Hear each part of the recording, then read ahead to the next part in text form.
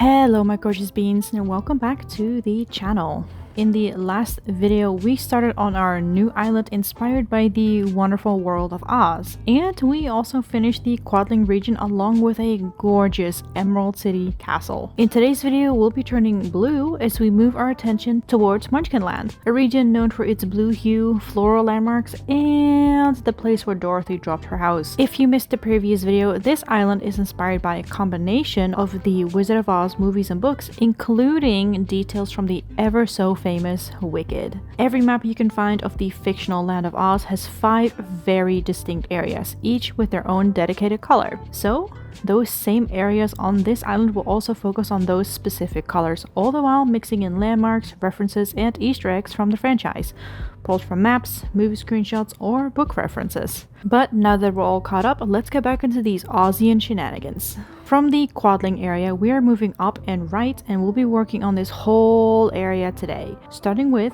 planting trees and continuing the yellow brick road. Then I started working on the river based off this section on the map until I had a shape I was happy with and placed a bridge before terraforming a big cliff and skipping a day. Pierce decided it was time to head to greater pastures, and who are we to stop him, so I let him go. Bye, Pierce. So, now that we have a river, a bridge, and a cliff, it was time to continue the yellow road by starting at the bridge and continuing from below until they both come together like so. I placed an incline, planted some flowers, created a waterfall, and this area is starting to come together great after adjusting the cliffs and waterfall just a tiny bit. From there, I extended the yellow road going up next to the cliff and extended the river to resident services for an eventual bridge. A little fencing here, a couple star fragments there, and that's where I ended for the time being. I didn't get as much done as I would have liked, but my time was pretty limited for a couple days with the holidays and all that, but progress was made in the end, and that's all that matters. It's been a couple days of me just gallivanting around without doing any actual work, and hey, I forgot about Pierre, so now Pashmina is moving in. Woo!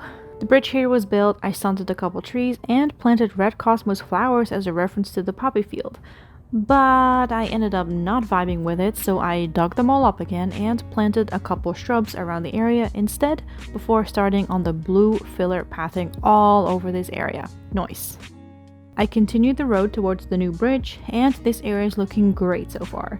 But it was still a little naked, so I grabbed several natural and bluish items from my storage, like pine trees, glowing mushrooms, and this basta before skipping a day to let all the shrubs grow. Then I added a couple more mushrooms, a bench, and some fencing before I skipped the date back to July so that all the shrubs will be in bloom and it looks beautiful. I'm not 100% set on this corner specifically, as I really wanted to incorporate the poppy field or the colorful flower fields, so maybe in the future I'll come and change this if I can't figure out a better spot for those. But I took a little break to eat lunch and then went right back to work on the next point of interest, the spiraled yellow brick road as seen in the first movie. I decided against using a red brick combo with the yellow, but even without that, it took me a hot minute to get my brain wrapped around, or I guess spiraled around this concept.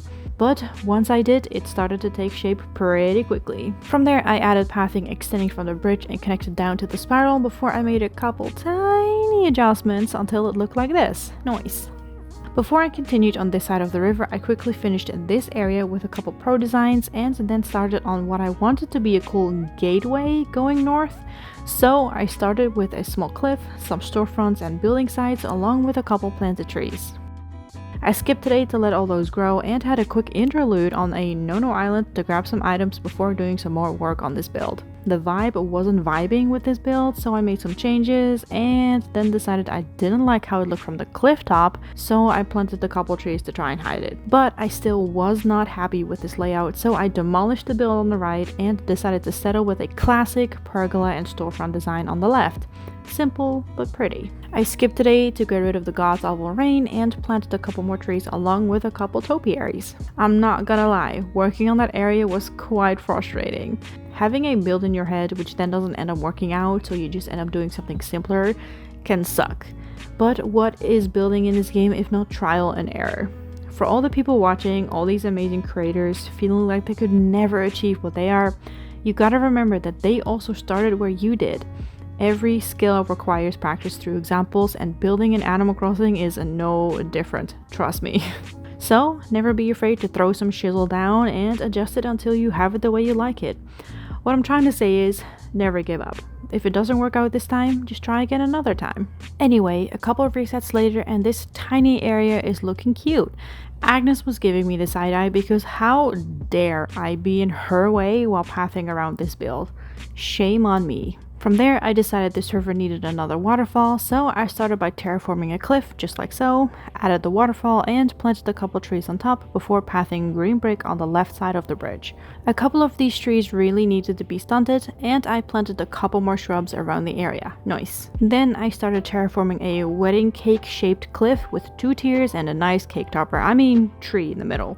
This is going to be a more ruined and broken down version of this blue castle on the map, so I lined the front with this blue lattice design and dropped these plant partitions on the first tier.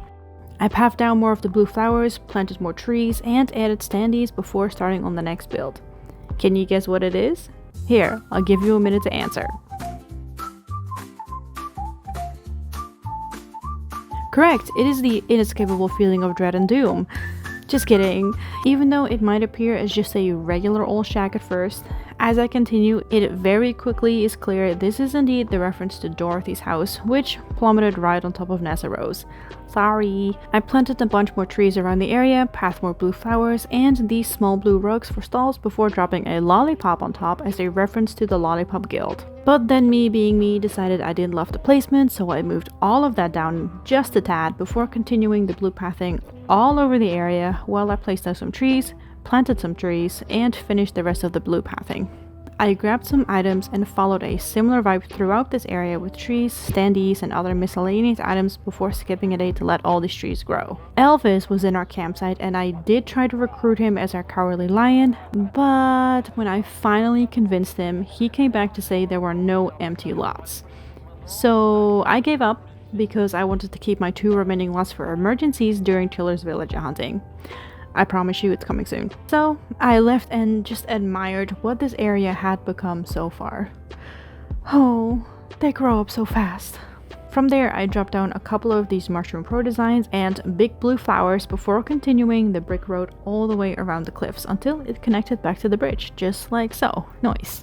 Added just a little more blue pathing, moved Julian's house to the cliff, and ended there for the day. We've made great progress so far in Munchkin Land, but there's still plenty we can do. But it's super late, so let's pick this back up tomorrow.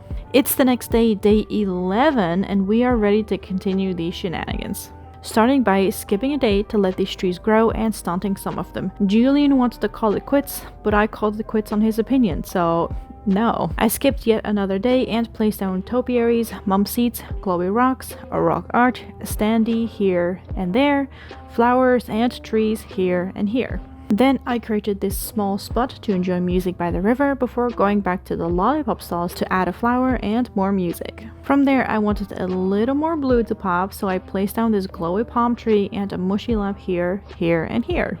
This area was sticking out to me like a sore thumb because it was just not working out like this, so after mindlessly running around for a bit, it drastically needed a makeover. I decided to once again move Julian's house and place down his lot after I took everything down, and clearly Agnes was excited about this change. I skipped today, dropped down this tree, a bike in reference to the movie, and other miscellaneous items around the area like this well as filler. Then I added a pergola behind the stalls, a balloon to bring in even more blue, and this cute standee for the vibes. This area was my next project. It's a very awkward shape, but also felt weird to leave it empty. It started as this, which then turned into this, then this, before ultimately keeping it simple with a shrub and flower. Cool.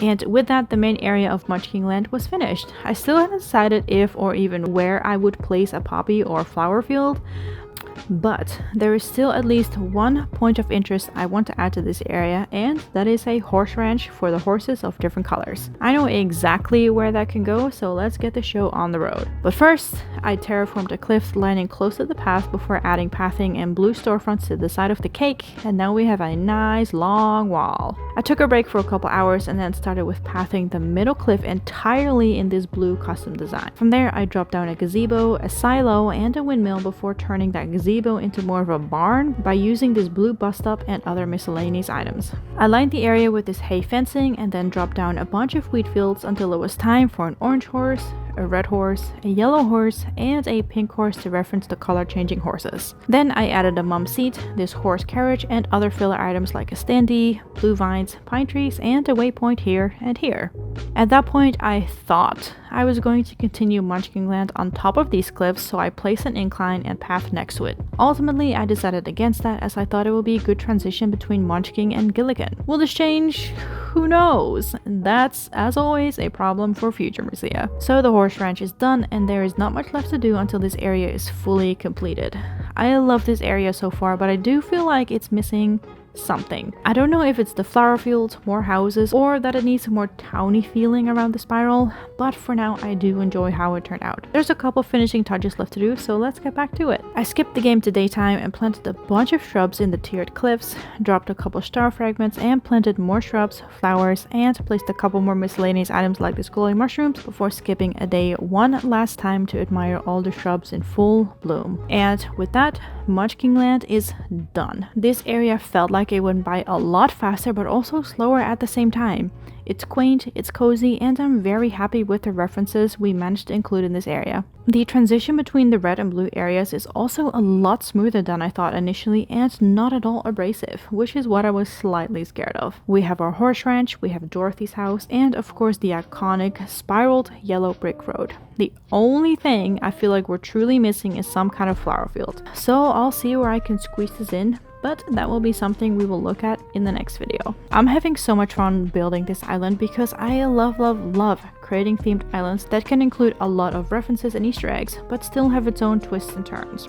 It was never going to be a one-on-one copy, which is what got me stuck a lot during the Beetlejuice Island. But with this one, I can be colorful, look at many references, and just let my imagination blossom. And that, to me, is the most fun about New Horizons. We've done roughly half of this island at this point, and in the next episode of this island saga, we will continue rotating around Emerald City and start with the purple glory of Gilligan Country. I already know a couple things that I want to include in that area, so I'm very excited. A big thank you to all the love and excitement you've all shown on the previous video of this island, and I hope you're equally excited to see more. Feel free to like this video if you enjoyed it, and don't forget to subscribe to get the next Animal Crossing video and a notification box near you soon. Thank you all so much for watching. Make sure you all stay happy and healthy, and I'll see you all in the next one. Goodbye!